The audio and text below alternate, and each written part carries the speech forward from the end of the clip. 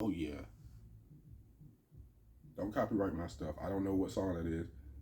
My my neighborhood always be jumping on Friday nights. So anyway, this is what I really want to do a blog about. UFC 309.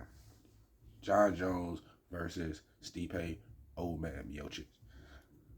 I never did one on Stipe. I think I was going to do one back in the day before he got slept by Francis Ngannou and sent to the Shadow Realm.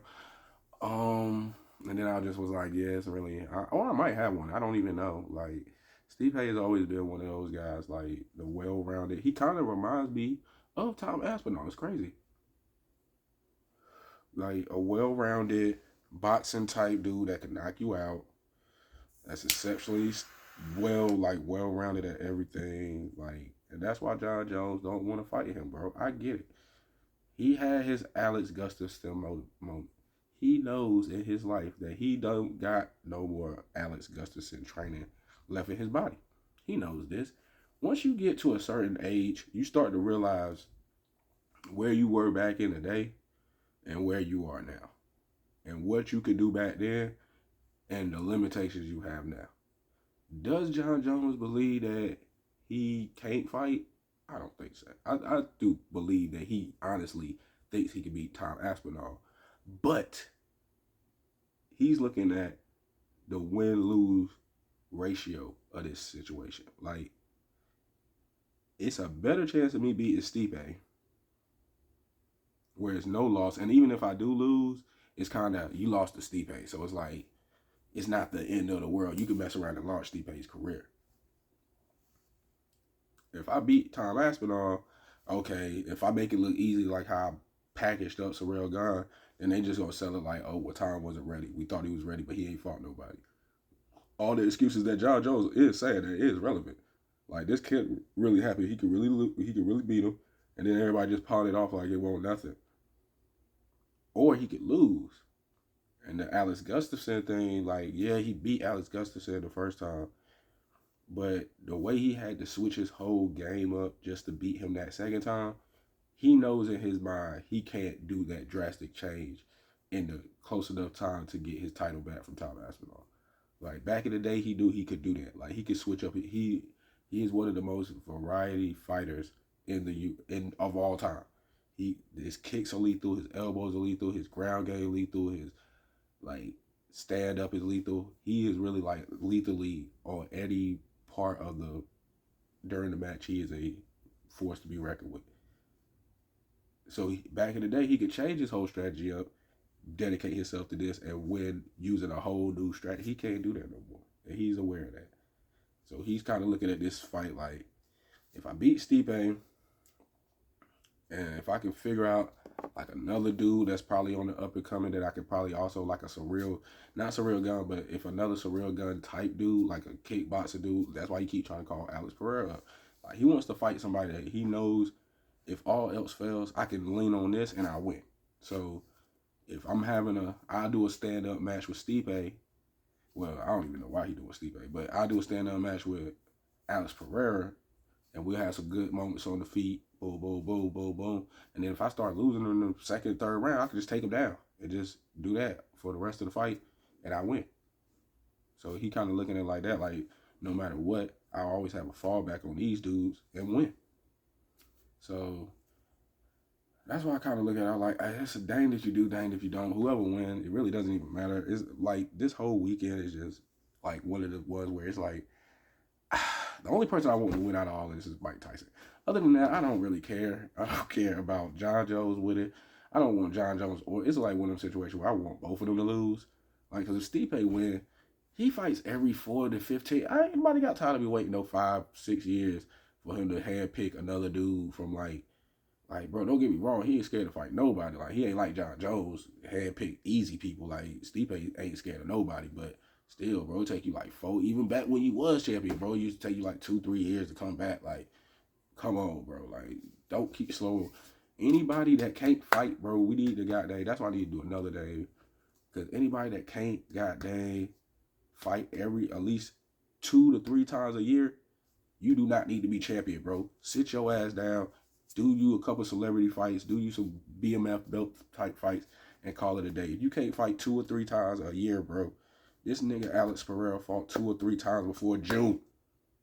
This dude fought 3 times before June, bro. Like, y'all cannot even fight. I can't.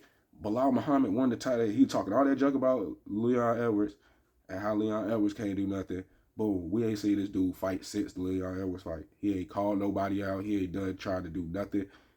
Nothing. He doing exactly what Leon Edwards was doing. And at least Leon Edwards was hurt. This dude is just not doing nothing. Like, these dudes don't do nothing. Islam Makhachev, he fought a baby. He fought somebody in a lower weight class. I don't remember who he fought after. Hopefully he fought somebody after that. But, like, bro, this dude, they trying to make Khamzat Chimaev the champion. This dude can't even fight in America. Like, what are y'all doing, bro? Like, if you can't fight 3 times anywhere, a champion supposed to be able to fight anywhere, anytime, anybody. They ain't supposed to be scared of nobody. That's why they need to strip Jon Jones, because he's a pussy. He done got fat and scared. Now he is not the same. Now, don't get me wrong. He ain't always used to be. I guess a couple domestic violences ago, he ain't used to be like this.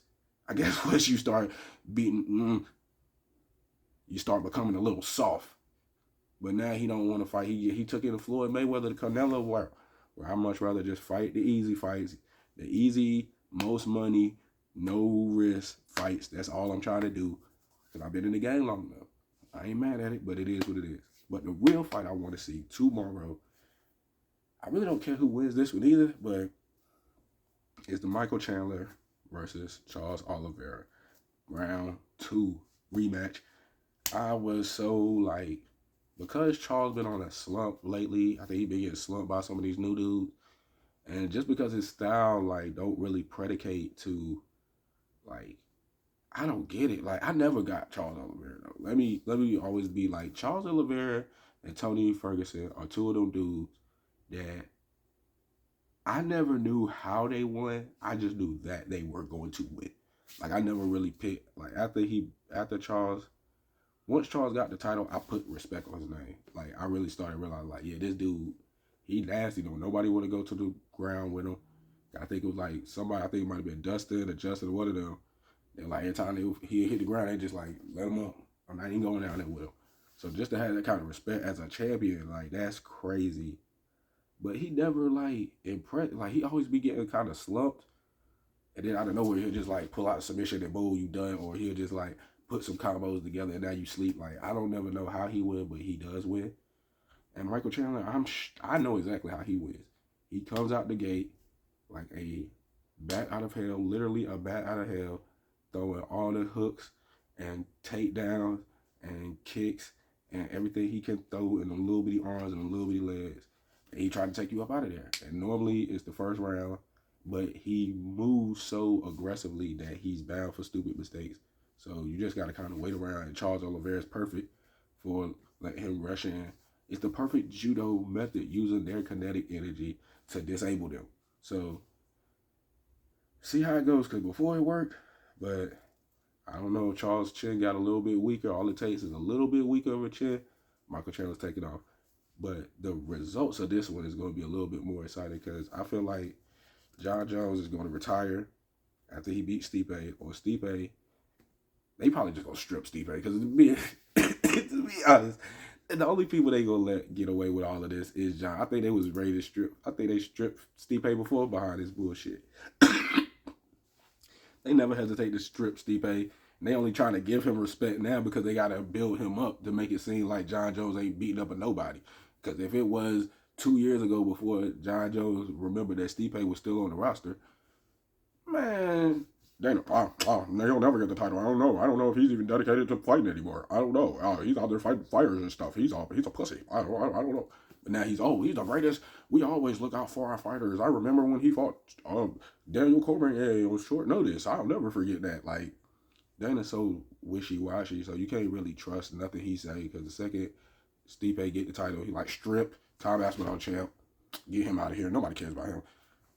And if Jon Jones win, then he ready to go through that cycle. Him, between Jon Jones and Conor McGregor, Dana White will get on that little tricycle and ride around in circles behind them boys and see, oh, look at that flower. Oh, he wants to fight that flower next. We're gonna set up that flower is the baddest flower on the planet, and John Jones is never scared of flowers. He'll fight all the flowers over here, but this is the baddest one. We look down the roster of other baddest flowers. This is the #1 pound for pound best flower ever in the world. Like, nah, I don't want to fight that. No, we never wanted to fight that flower. That flower fucking sucks. He's a gay motherfucking flower. Fuck that flower.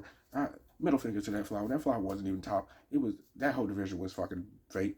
Like, I want to fight that B. Oh, that's the greatest B. So that's kind of how he is. So I kind of think that whoever wins with Michael Chandler and Charles Oliveira is probably going to get either the title or Conor.